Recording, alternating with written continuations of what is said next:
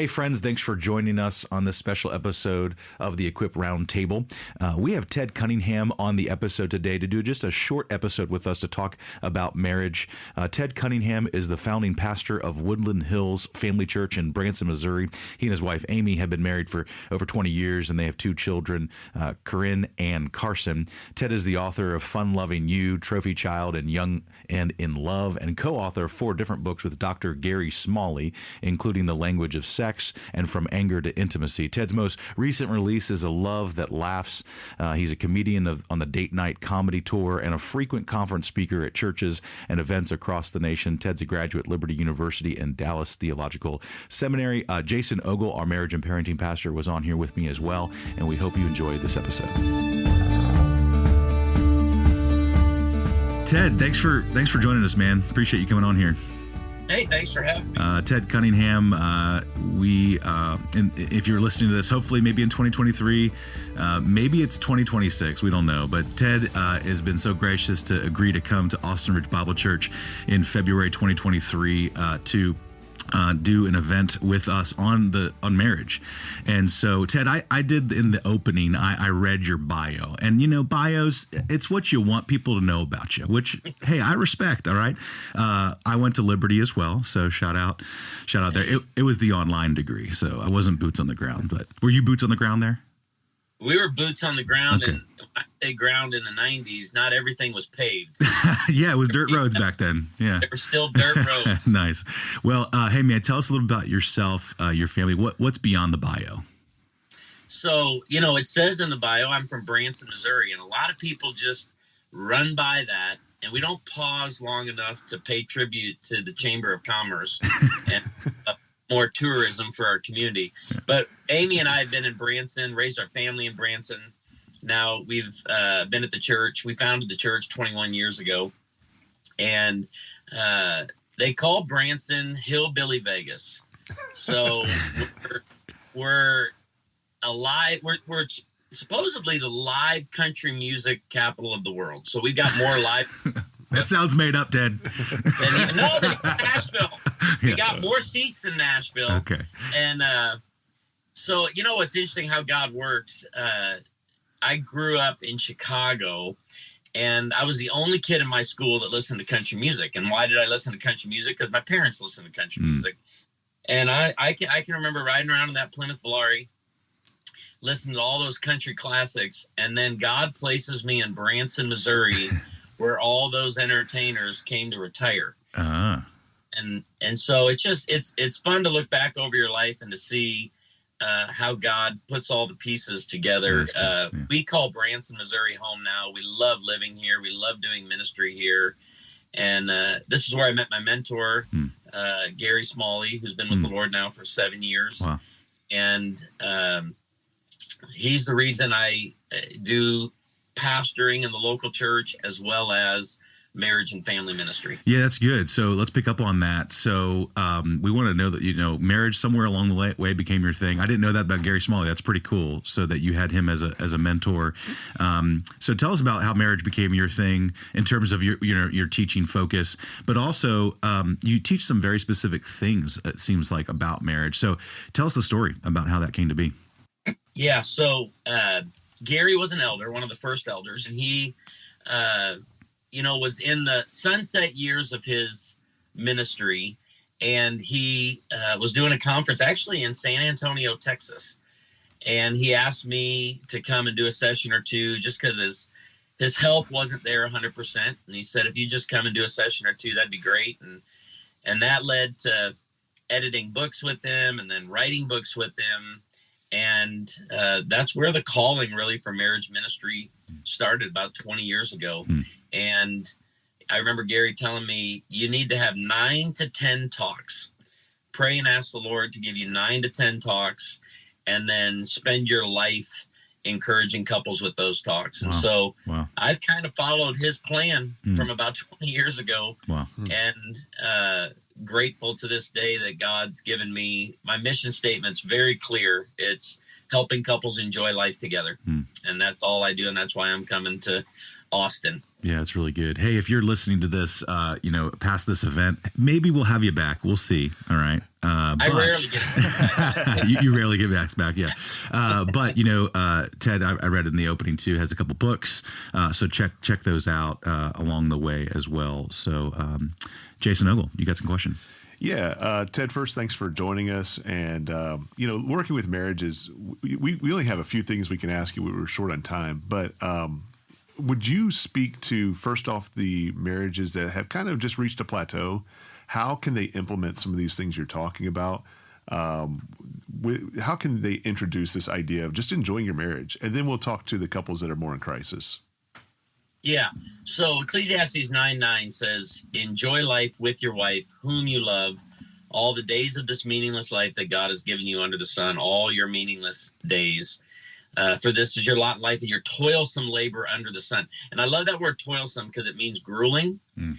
And if you read that text clearly, what it is saying is enjoy marriage in the midst of the grind of life. What it's not saying is God gave you marriage to be the grind of life. That's not at all what that is. But I think somehow that message just crept into the church, and it's crept into marriage ministry, that God gave you your spouse, to beat you down and suck the life out of you. This is all part of the process. And we've got to get back to reminding couples that, yes, your marriage has an enemy, most certainly. It's just not your spouse. So I always keep this in mind when I'm talking to couples, whether coaching, counseling, or for my own marriage. Jesus is your source. Satan is your enemy. Your spouse is your companion. Keep that in order. Never treat your spouse like the source, or you're going to be placing expectations on your spouse that God does not have intended for them. Never treat your spouse like the enemy, but view your spouse as your teammate, your side-by-side companion through the grind. And we know this about marital satisfaction. It's based on factors and skills couples can do something about in any season or stage of life. And you know this, when you work with couples, they always want you to help them out of the season or the stage that they're in, right? If you got small kids, if you're listening to this podcast right now and you got a 3, a 5, and a 7-year-old, at the end of this podcast, you're still going to have a 3, a 5, and a 7-year-old. This podcast can't get you out of the season or the stage that you're in.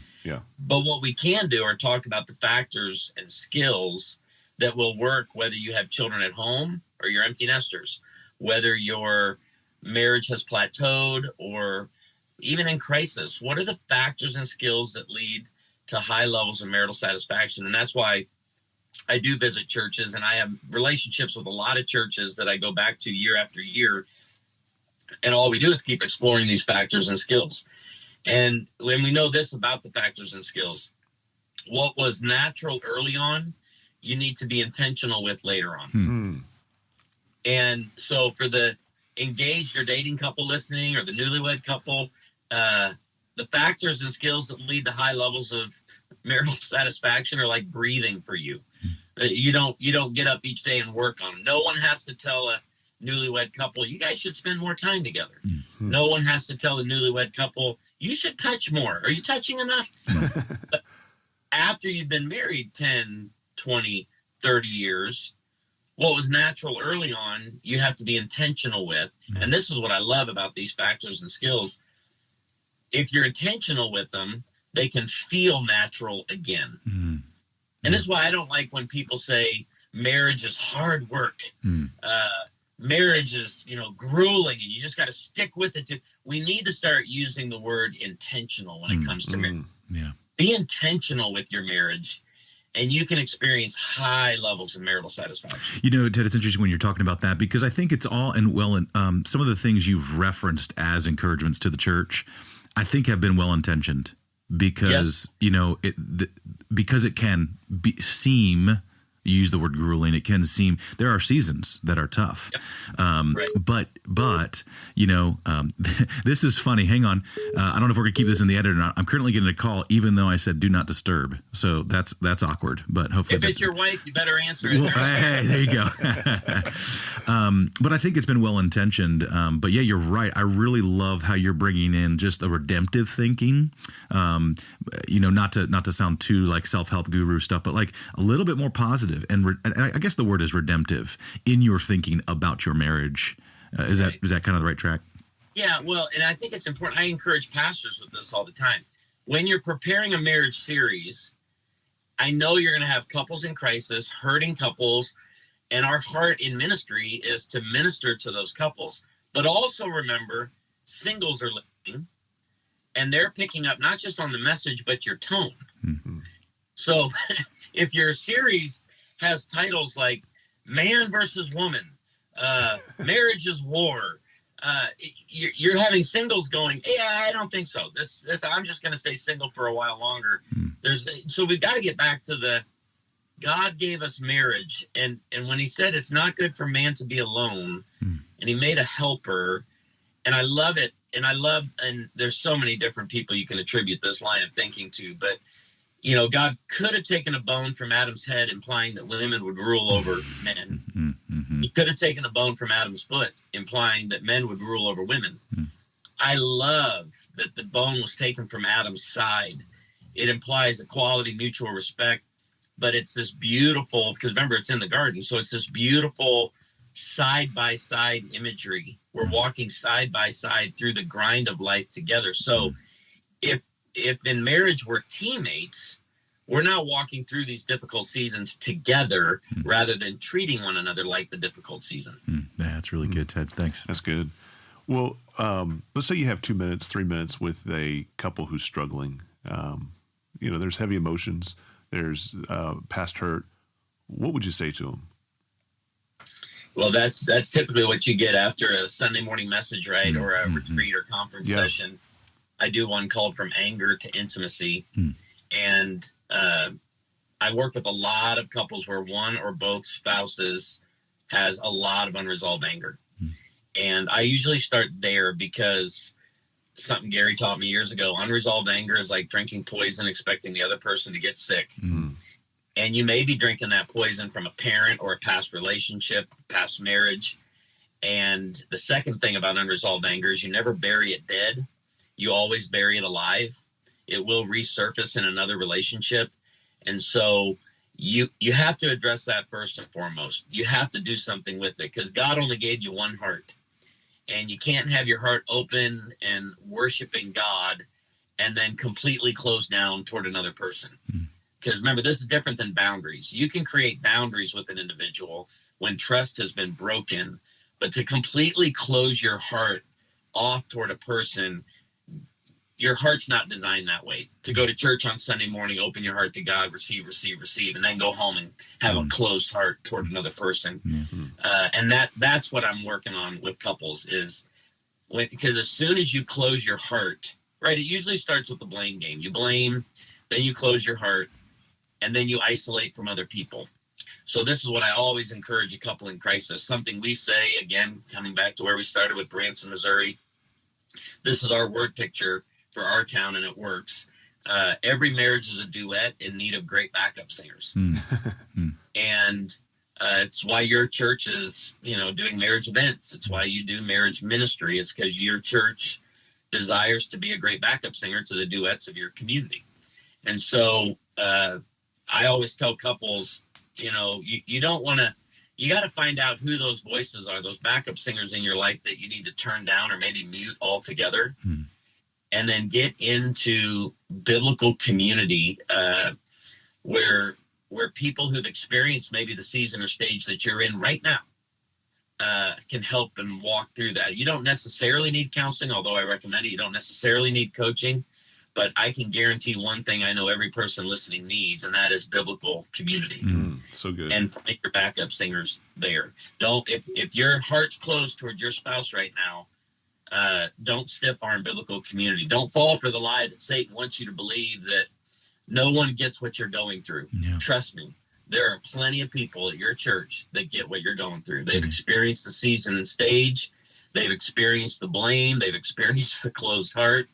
And you just need some trusted, healthy, sound biblical voices in your life. Yeah, it's really good. And Ted, I think this was I remember probably 15 years ago, there was a book, and I forget what the title was. It might have been Refrigerator Rights, but I think there's a chapter about refrigerator rights and the idea of how we've kind of back backslidden a little bit toward sneaking into our garages, closing the door behind us. And the idea of refrigerator rights is you can walk in someone's house and that you have such community that you can go straight to the refrigerator and see what's in it, I think, but then you have the pandemic. And now we're I think like in this season where we're timid of vulnerability. We're timid of opening up. We're timid of community. But man, you mentioned earlier the enemy who wants us to stay hidden and wants to keep these issues in the dark. And so, that's really, really, really good. And I would encourage those listening to be a good backup singer. That's good. When you talk about timidity, we hold back a lot for fear of hurting a relationship, but I step into a lot of messes that I've not been invited into.